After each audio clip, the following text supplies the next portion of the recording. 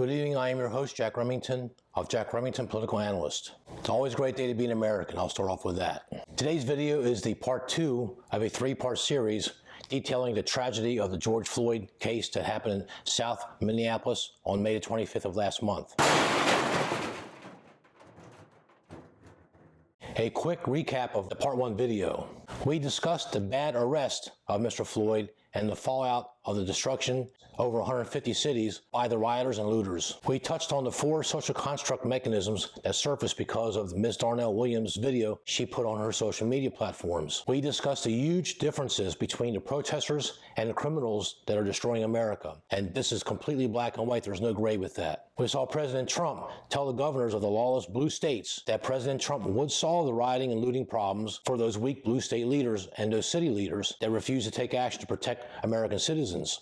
My administration is fully committed that for George and his family, justice will be served. He will not have died in vain. I will fight to protect you. I am your president of law and order and an ally of all peaceful protesters. A number of state and local governments have failed to take necessary action to safeguard their residents. Innocent people have been savagely beaten. Small business owners have seen their dreams utterly destroyed. New York's finest have been hit in the face with bricks. A police precinct has been overrun. Here in the nation's capital, the Lincoln Memorial and the World War II Memorial have been vandalized. One of our most historic churches was set ablaze. This is our mission, and we will succeed. 100%, we will succeed. Our country always wins. Today, I have strongly recommended to every governor to deploy the National Guard in sufficient numbers that we dominate the streets.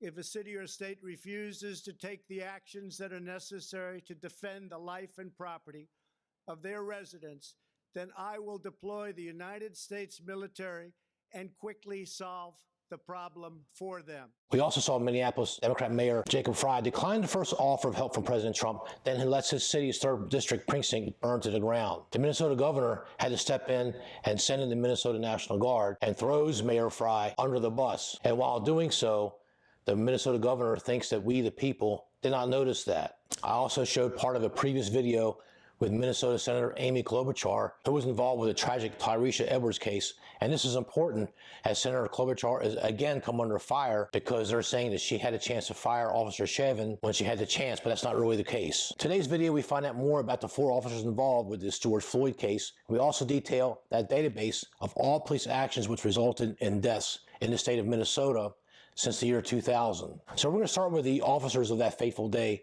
downtown South Minneapolis on May 25th of last month. Facing 40 years in prison and a bail of at least $750,000, the former officers Thomas Lane and J. Alexander Cohn, both rookies, blamed Derek Chauvin, the senior officer at the scene and a training officer. The lawyer for To Tao, another former officer charged in the case, said his client had cooperated with investigators before they even arrested Mr. Chavin. And this is very important about the timeline of the events here. And we'll talk more about Mayor Jacob Frey throwing his police force under the bus and demanding that they arrest the officers, and he had no clear indication of whether it was a true homicide, manslaughter by his policemen, or did George Floyd die of drug usage and other health ailments that were self-induced prior to the arrest, prior to the fight in the back of the squad car. There's a lot of things missing that Minneapolis Mayor Jacob Frey is trying to cover up, and that's why tomorrow I'm having that video. I'm demanding his resignation. Back to Mr. Chavin. He is a white 19-year veteran, and he was captured on a graphic video on May 25th, kneeling for almost 9 minutes on the neck of Mr. Floyd, who was African-American, as the other 3 officers aided in the arrest. Mr. Chavin, who's 44, who did not appear in court on Thursday, faces the most serious charges of the 4 men: second-degree murder and second-degree manslaughter. In cases of excessive force, it is not common for officers to break ranks or cross what is often called the blue wall of silence. But little about this case is typical. Mr. Floyd's death has unleashed a movement, with demonstrations in more than 150 American cities against police brutality and systemic racism. This hearing, which unfolded blocks from where Mr. Floyd was being remembered in a packed, emotional memorial service, was sparsely attended because of threats from the coronavirus. Lawyers for the defendants were flanked by National Guard soldiers and Hennepin County Sheriff deputies as they entered the courthouse. Judge Paul R. Scoggin and the lawyers, when they addressed the court, were the only ones who did not wear masks. Earl Gray, the lawyer representing Mr. Lane, who was 37, told the court that Mr. Chavin was a training officer for the new officers. He said that the day Mr. Floyd died was Mr. Lane's 4th day on the job. Quote, "They're required to call him sir," Mr. Gray told the court. "He has 20 years experience. What is my client supposed to do but to follow what the training officer said? Is that aiding and abetting a crime?" End quote. Throughout the hearing, Mr. Lane kept looking over at 7 people who were there to support him. Tom Plunkett, the lawyer representing Mr. Kung, who's 26, said that Mr. Chavin was his main training officer. Though police records show that Mr. Kung had become a police officer in December of last year, he was only on his 3rd shift as a full-fledged officer when Mr. Floyd was killed, Mr. Plunkett said. The lawyer who also argued that Mr. Kung, who was African-American, and Mr. Lane, who was white, had tried to stop Mr. Chavin. Quote, "At multiple times, Mr. Kung and Mr. Lane directed their attention to that 19-year veteran and said, 'You shouldn't do this,'" Mr. Plunkett said. Eric Nelson, a lawyer for Mr. Chavin, declined to comment on what the lawyers for the other former officers said at Thursday's hearing. Mr. Plunkett specializes in defending police officers accused of crimes. Robert Pauly, the lawyer representing Mr. Tao, who is 34, said his client, who is Hmong, or Vietnamese, had met with state agents and surrendered his service revolver. And this was done before the arrest of Chavin. This timeline is very important, folks. Still, Judge Scoggin denied all the lawyers' demands for reduced bail. The next court appearance for the 3 of the former officers is scheduled for June 29th, and Mr. Chavin is scheduled to be in court on Monday. When Mr. Lane and Mr. Kung arrived, they ordered Mr. Floyd out of a car, prosecutors say. Mr. Lane handcuffed him, and Mr. Floyd sat on the ground and said, quote, "Thank you, man," end quote. Mr. Floyd was calm, the statement of probable cause said. As the officers tried to walk Mr. Floyd to their squad car, he stiffened up and fell to the ground. Mr. Floyd told them he was not resisting arrest but was claustrophobic and did not want to get in the back of the seat of the car, according to the arrest affidavit. Soon, Mr. Chavin showed up with Mr. Tao at his side. Mr. Chavin quickly took charge. Cell phone video showed that Mr. Chavin placed his left knee on Mr. Floyd's neck. Mr. Lane held Mr. Floyd's legs, and Mr. Kung held his back. Mr. Tao had stood between the officers and onlookers, according to charging documents. Mr. Lane called on Mr. Chavin to roll Mr. Floyd over and warned that Mr. Floyd might be having a medical problem, Mr. Gray told the court. Still, the lawyers said that Mr. Chavin refused to do anything. All 4 officers were fired the very next day, so that would be Thursday, May the 26th. On Friday, Mr. Chavin was charged with 3rd-degree murder and 2nd-degree manslaughter, but on Wednesday, as hundreds of protests continued across the nation, the murder charge was upgraded and the 3 other former officers were also charged. Well, now we're going to talk about the backgrounds of these 4 officers just really briefly. Mr. Chavin initially studied food prep and once worked as a security guard and a cook for McDonald's and a restaurant called Tanucci's in the mid-1990s. He then took courses in law enforcement and served in the U.S. Army as a military police officer in the late 1990s. He became a part-time Minneapolis community service officer in 2001 and eventually a full-time police officer. Mr. Chavin appears to have been reprimanded and possibly suspended after a woman complained in 2007 that he needlessly removed her from her car. She said he searched her and put her in the back of his squad car for driving 10 miles per hour over the speed limit.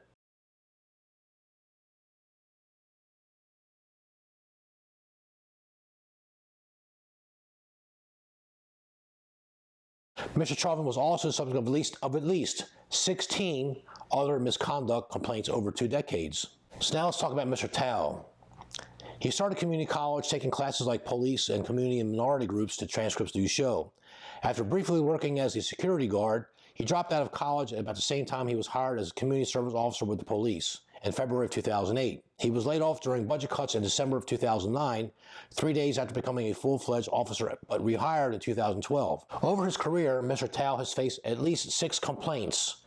He and his former partner were also sued in 2017 by an African-American man who claimed they punched, kicked, and kneed him, leaving him with broken teeth and bruises.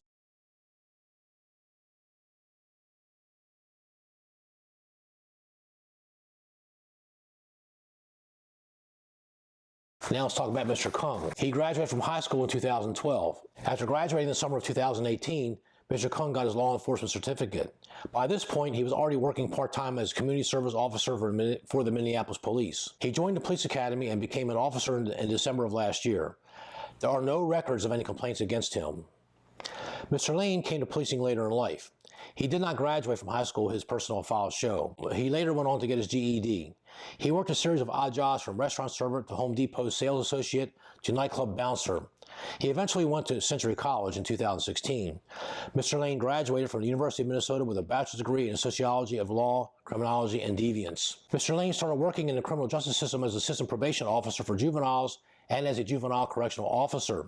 But in January 2019, he was accepted to the police academy, becoming an officer in December of last year, records show. While in college, Mr. Lane worked security from 2015 and 2016 at The Exchange, a nightclub in downtown Minneapolis. Ben Quam, who was the general manager, said that Mr. Lane was so calm, regardless of the situation, that co-workers, quote, made fun of him for always being so boring and even-keeled, end quote.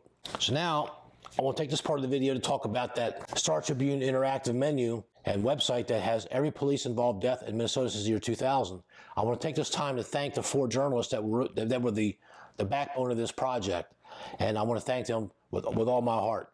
They are Jeff Hartigan, Jennifer Boorhaus, Mary Jo Webster, and Kelly Smith. They all work for the Star Tribune in Minnesota. So taking a look at the very first interactive page, you'll see 195 deaths since the year 2000. It has 6 menu options. It's all deaths, then it goes to race, then gender, manner of death, the location, and weapon, if any weapon. You have to roll over each dot to see the individual cases. I want to talk about one case in particular in 2017, and I got a couple emails that they said I got the name wrong on my other video. Well, her name is Justine Rushnick, but they has also Justin Damon as her name. Damon was her fiance. She was due to be married within a few weeks of being murdered by Officer Muhammad Noor. So I want to talk about that really briefly. She was 40 years old. She was a yoga instructor, white, female. It happened in Minneapolis. The incident occurred on the 14th of July of 2017, and the Minneapolis Police Department was the agency, and she was, of course, unarmed, and the ruling was a homicide. Justin Rusnick, she was 40, yoga instructor. Damon was shot by Minneapolis police officer Muhammad Noor in the alley behind her home after she called 911 to report a possible sexual assault occurring in the alley. Noor and his partner arrived, and Noor, who was sitting in the passenger seat, reached over and shot Damon at the car window. I remember that case when it first happened, and I'm here to tell you, Officer Noor actually he went into hiding. They didn't even charge him for 7 weeks with the crime, and they had to go and do some serious outreach in the Somali and the Muslim community, and where he lived, where they suspected he was hiding, and got him to come forward and turn himself in. But it was no easy effort. It was rumored that he was a serious flight risk. And for weeks, the community was tight-lipped and wouldn't budge an inch of information. So I need you people to remember that for a future video. So I watched the judge during the sentencing of Muhammad Noor. He got 12 years, and the Hennepin County wound up cutting a $20 million check to her family. So do you think that's excessive? I don't. So a couple days ago, I just got this news in that the fired Minneapolis officer Thomas Lane has been released on bond. So I'll read you the opening line, and you can figure out for yourself what happened here. Former Minneapolis police officer Thomas Lane has been released from jail on bond with conditions, according to the online records posted by the Hennepin County Jail. Jail records show that Mr. Lane was released around 4 p.m. Wednesday on bond with conditional release. Online records showed that Tao, Kung, and Chavin were still in custody as of Wednesday afternoon. A judge set the bail for Lane, Tao, and Kung at $1 million without conditions, or $750,000 with conditions, which includes no firearms, refraining from security or law enforcement work, and supervised release. I'm going to go over 2 quick opinions and commentary here. The first one is the biggest question that everybody is still talking about. That question is, was racism a factor in the death of Mr. George Floyd? Whether it was self-inflicted by a combination of him ingesting drugs in the system, trying to hide evidence, the knee on the neck, on the carotid artery, whatever, the actual death itself is not the problem that we're discussing. The question is, did Officer Chavin, with the other 4 officers, act out of racism against a black American, or was this something else? I say that racism had nothing to do with this case. That's right. You heard me correct. No stuttering, no retakes on this one. Racism did not take place in this horrible, tragic case. Okay, the optics alone makes this a horrible case, no matter what you say about the officers or Mr. Floyd. But it was not racism like people are saying it is. This was a bad cop that made a bad arrest. What evidence do I have that this was just a bad arrest by a bad cop, not racist? Well, he's had 18 previous complaints in his 20 years. Okay, if he had strung off a bunch of complaints and they were all African-American, you think someone would have noticed that? And they would have jettisoned him right then and there. They had him dead to rights in 2007 when he takes the lady out of a car, searches her without, I'm assuming without a female officer present. Come on. They had him, he should have been fired with just that one incident alone. He put her in the back of a squad car for going 10 miles over the speed limit? Are you kidding me? Is this thing on? Are you filming this or are you just watching me rant? Come on. They had him dead to rights. I understand they have a hard time keep retaining good officers, and they have a hard time. Police departments invest time and money and resources in every one of their accepted officers. And apparently Chavin was good enough at one time to fool these people. My opinion and my declaration is that some people should not become police officers. End of story. That shouldn't even be disputed, and I hope it's not. This was a bad arrest by a bad officer, and everybody keeps forgetting. They worked together at least on 2 shifts at this nightclub in downtown Minneapolis. And the story I got was that because Mr. Chavin was much more aggressive and was actually the tougher of the two, even though Mr. Floyd was a little bit bigger, they put Floyd on the inside because he mingled with the customers much more better. He seemed to be more calm. And this Chavin guy was a time bomb, obviously. They put him on the outside. You stay outside and you do foot patrol, you watch a parking lot. I mean, I've done security off and on most of my life, and I can tell you that the brass or the bosses in charge, they put the firecracker away from, the furthest away from people as they can because they don't want the problems. They don't want the escalation. They don't want the problems to be escalated to what you see now. Your problem with security or a police detail is they see your presence and your presence only. That stops 99% of everything that goes on. They see that you're there. Their train of thought gets derailed. They forget about it, and they do what they do, whether they're dancing at the nightclub or meeting in the parking lot or tailgating in a football game, whatever. I personally still maintain in my dying breath, racism was not the factor in this case. It was a bad cop that made a bad arrest. I'm not here to necessarily bash Officer Chavin. I'm not here to bash George Floyd. I'm here to bash this movement that's destroyed 150 cities and has caused at least 20 deaths during this horrific incident on May 25th. That's what I'm bashing. My second opinion is about Officer Thomas Lane. If there is another injustice, or if there's a series of injustices in this horrific case, okay, besides the 20-some deaths and the 150 American cities being looted and burned and stolen and vandalized and criminalized throughout our land, our country, another injustice is Mr. Thomas Lane. Okay, his 4th day on the job, and I believe this is very first for a service call. The New York Times article said he was the arresting officer, but the videotape shows something else. The videotape shows that Mr. Kung was the arresting officer. They essentially sent 2 rookie cops, whoever the dispatcher is. I'm not blaming the dispatcher, but I want to say this: whoever the dispatcher was sent 2 rookie cops to this scene to get this guy who was passing out a $20 counterfeit bill. Any service call could turn deadly. Look at these domestic calls all throughout the country for 50-some years. Here's a guy who tried to tell Officer Chavin, the ranking senior officer, hey, look, the guy's, he said he can't breathe. Let's roll him on his back. And of course, the senior guy goes, oh no, you just go back over there and you hold his back, or you hold his legs, whatever he was doing. Now, my opinion is that Mr. Lane did nothing wrong.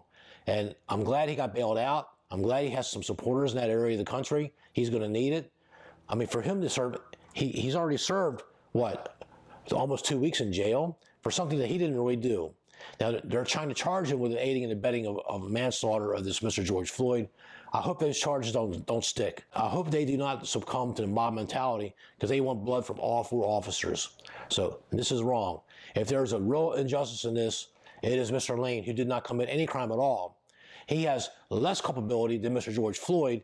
Mr. George Floyd's actions caused the police to get called in the first place by trying to pass a $20 counterfeit bill. He had drugs in his system. There was a scuffle in the back of the car. No one has all the information out yet, and they've been working on it. Part of my opinion here is that Minneapolis mayor, that young guy, Jacob Frey, he assembles a press conference on May the 28th. I want the officer arrested. He did not know all the details in the first place. Okay, that's give him the benefit of the doubt. If he did know that they were working on the charges and they were already all been fired and they were going to do something about it anyway, regardless of the protests and rioting and whatever, and rioting had not started the way it did until Mayor Frey got on TV made a national press conference how righteous he is and how he has to help the black community and how he has to do something for his city. So I'll be detailing that in my next video about why I'm demanding that Mayor Frey resign. And this guy has got to go. Those are my opinions on the George Floyd case and the severe injustice of Mr. Thomas Lane, who is, in my opinion, the biggest victim in this entire case so far. I'm passing judgment on the other two guys yet. I don't have all the information, but I have enough on Mr. Lane to know that if there was ever a railroader person, a person that was in the wrong place at the wrong time, just trying to do his job, and he was the only one wearing a face mask too on the videos when you see that. We'll see. I hope you enjoyed this video, and I know it's a tough topic to keep talking about, but I did promise to make a 3-part series, and part 3 is about this Mayor Frey of Minneapolis. So thank you. Always great to be an American. Thank you for watching. Thank you for bearing with me. So thank you, and stay tuned for the next video within the next couple of days. Part 3. Thank you.